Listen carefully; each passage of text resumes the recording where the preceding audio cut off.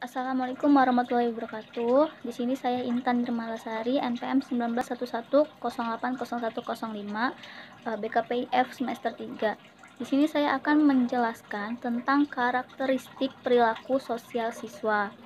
Yaitu pertama ada perilaku ideal.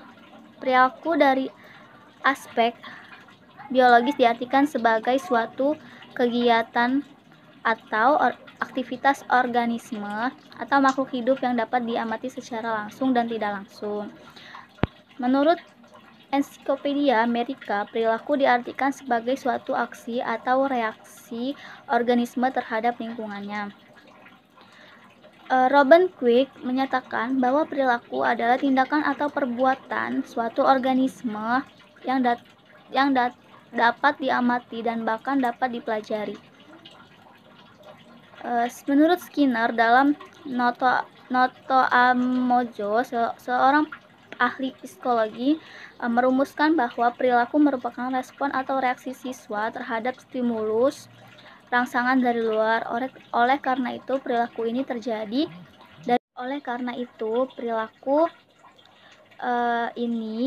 dari proses adanya stimulus dari organisme terhadap merespon. Siswa ideal yaitu siswa yang unggul, tetapi bukan hanya dilihat dari kepintarannya saja, tetapi unggul dari semua sisi. Oleh karena itu, jika kalian ingin menjadi siswa yang ideal, mulailah dari sekarang merubah diri menjadi siswa yang ideal. Syarat menjadi siswa yang ideal memang tidak mudah bagi mereka yang tidak terbiasa menjalani hari-hari dengan perilaku yang baik.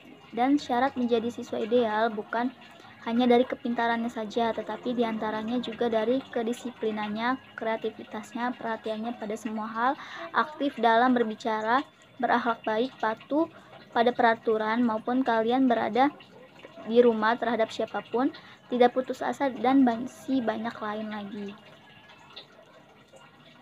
Terus ada pembentukan perilaku. Menurut Skinner dalam Noto Amojo, seterusnya ada perilaku bermasalah. Perilaku bermasalah adalah perilaku yang biasanya dianggap tidak dapat diterima. Hampir setiap orang pasti memiliki perilaku buruk yang mengganggu atau perilaku yang salah. Namun perilaku bermasalah adalah perilaku buruk yang dilakukan secara konsisten. Perilaku bermasalah dapat bervariasi jika dilihat dari tingkat keparahannya. Perilaku bermasalah tersebut dapat terjadi pada anak-anak maupun pada orang dewasa. Orang dengan perilaku bermasalah biasanya memerlukan pertolongan medis untuk memperbaiki gejala yang mereka alami.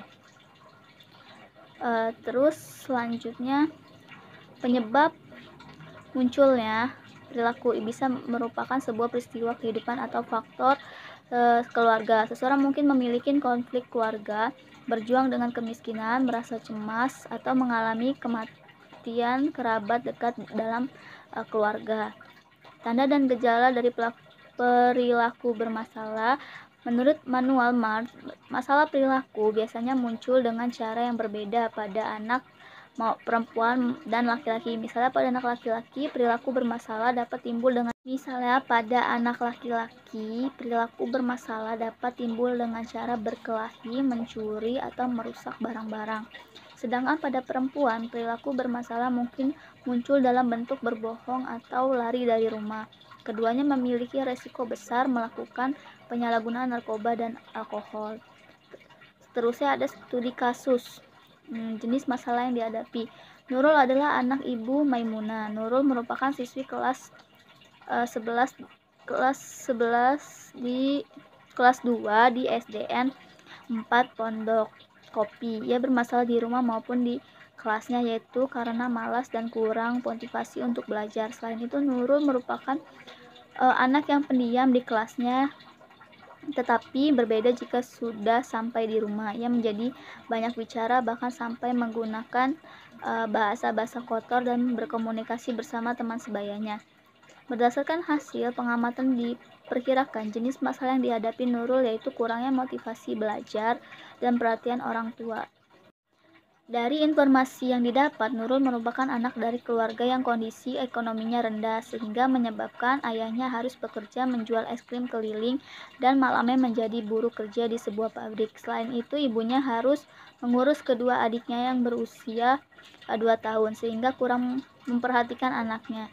Nurul kemudian yang menyebabkan malas juga karena faktor kemampuan Nurul yang minim, belum bisa membaca dan minat dalam belajar tidak ada.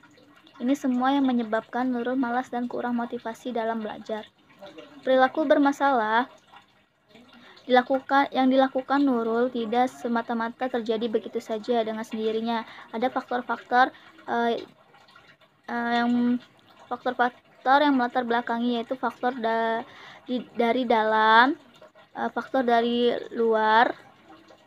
Cara menanganinya pada kasus Nurul dengan kurangnya motivasi untuk belajar telah direncanakan untuk memberikan bantuan secara berlanjut dan individual.